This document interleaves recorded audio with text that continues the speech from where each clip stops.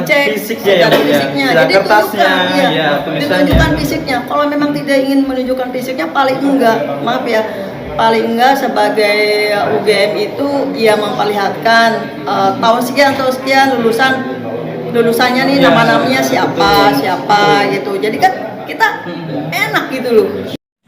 Mari gunakan akal pikiran, gunakan akal sehat untuk melihat sesuatu.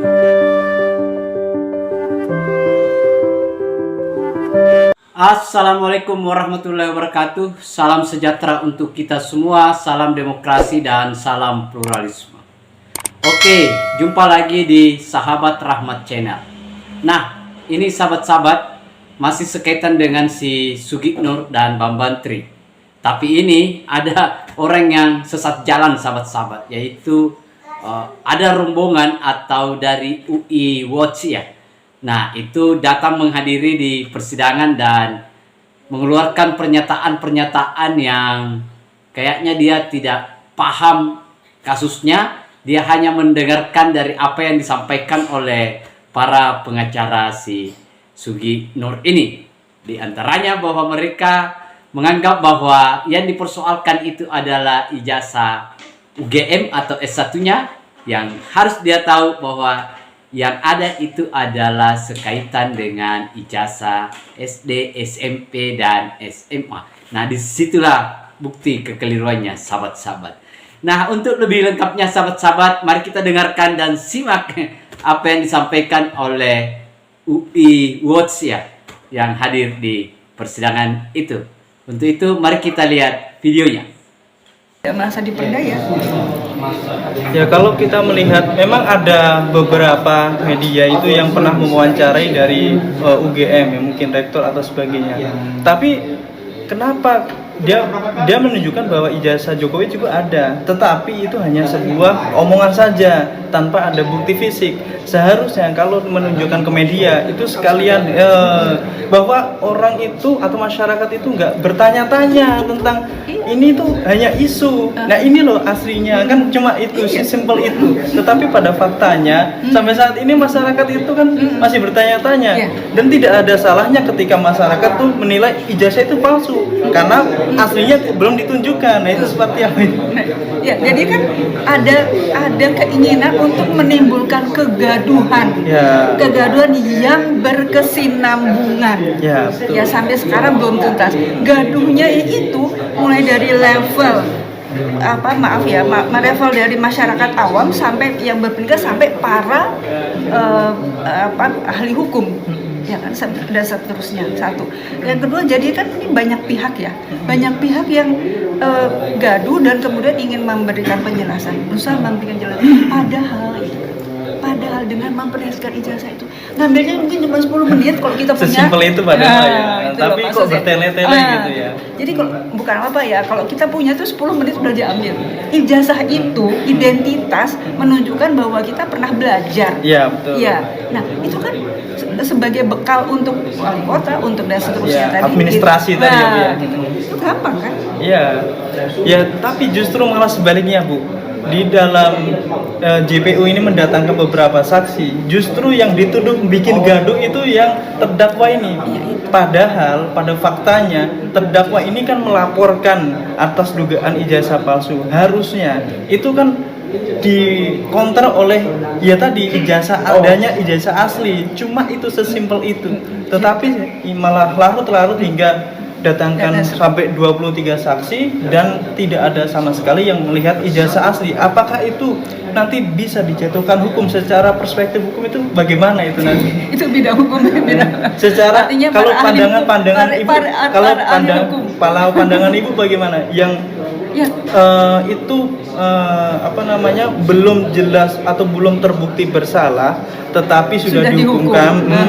Bahkan ini malah mau dijatuhkan pasal-pasal yang tidak pantas nih, tidak sesuai kan pasalnya itu penistaan agama. Padahal mubahalah itu juga bukan bagian dari penistaan agama. Nah, itu malah pasal-pasalnya kalau nggak salah itu hampir mirip dengan pengedaran narkoba dan lain sebagainya. 10 tahun kan berat.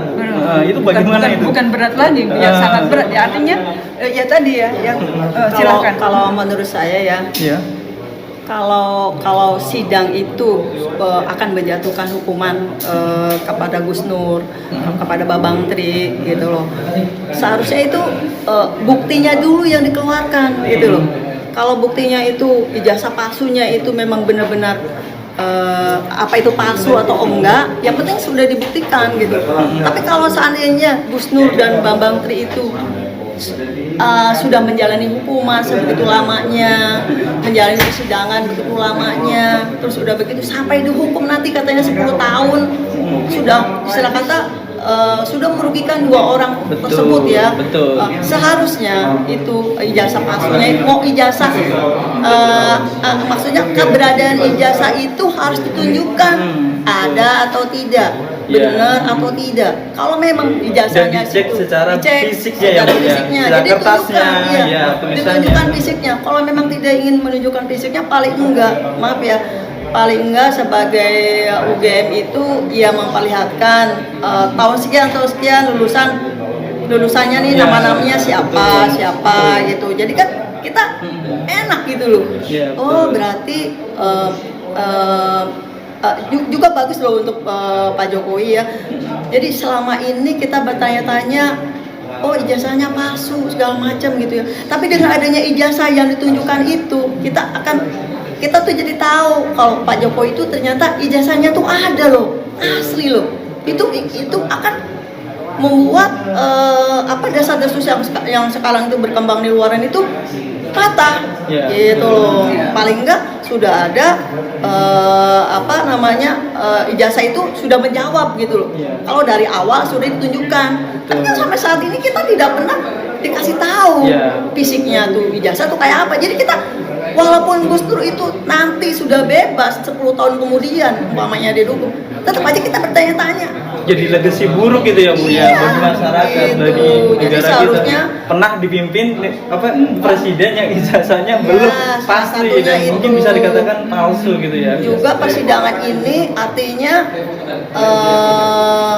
citra buruk juga gitu ya, karena keadilan ini tidak ada gitu. Itu aja sih kalau menurut pendapat saya. Oke, itu tadi sahabat-sahabat, bisa kita lihat ya bagaimana mereka mengeluarkan pernyataan. Yang pertama, orang yang diwawancarai saya kira tidak jelas juga. Kemudian yang kedua, si pewawancaranya juga tidak jelas, ngawur ngidul kiri kanan. Nah, yang pertama sahabat-sahabat, bahwa kita tidak tahu mereka datang itu dimobilisir oleh siapa, dimobilisasi oleh siapa. Jangan-jangan dibayar oleh si Sugi Nur lagi kan? Karena semua saksi apa kan semuanya si Sugi Nur yang bayar untuk hadir di persidangan yang pernah dia ucapkan. Jangan-jangan yang UI Watch ini mereka juga dibayar dan hadir di persidangan sahabat-sahabat. Tetapi terlepas dari itu, kita hanya mau menyampaikan kepada ibu-ibu ini ya, termasuk si pewawancaranya, bahwa Bu, yang dipersoalkan itu bukan yang masuk dalam muatan konten, bukan yang dipersoalkan, karena yang dipersoalkan itu adalah mubahalah. Yang dimubahalakan itu adalah SD, SMP, dan SMA. Itu yang harus ibu tahu. Bukan ijazah UI. UI sudah kok. Rektornya sudah melakukan konferensi pers bahwa ijazah Pak Jokowi itu adalah asli. Nah itu UI. Ingat itu Bu. Nah yang dimaksud di konten itu adalah SD, SMP, SMA. Kenapa jaksa penuntut umum menghadirkan teman-temannya Pak Jokowi? Itu yang satu. Kemudian yang kedua Bu, ibu ini harus sadar, ngerti. Misalnya Bu, ibu punya mobil. Kemudian di tengah jalan ada yang menurunkan ibu bahwa itu mobilnya dia. Apa yang ibu harus lakukan? Itu contoh kecilnya Bu. Pasti ibu akan menanyakan ke orang itu. Satu, hak dia mau mengklaim mobil itu. Yang kedua adalah apa bukti dia mengklaim mobil itu. padahal saya sedang pakai itu mobil. Itu logikanya, Bu.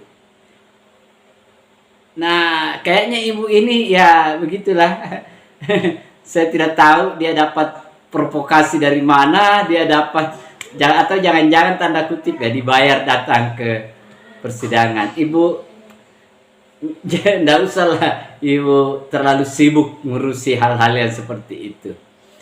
Nah, saya kira itu ya Bu ya, supaya ibu ngerti sedikit soal apa yang terjadi di proses persidangan tersebut.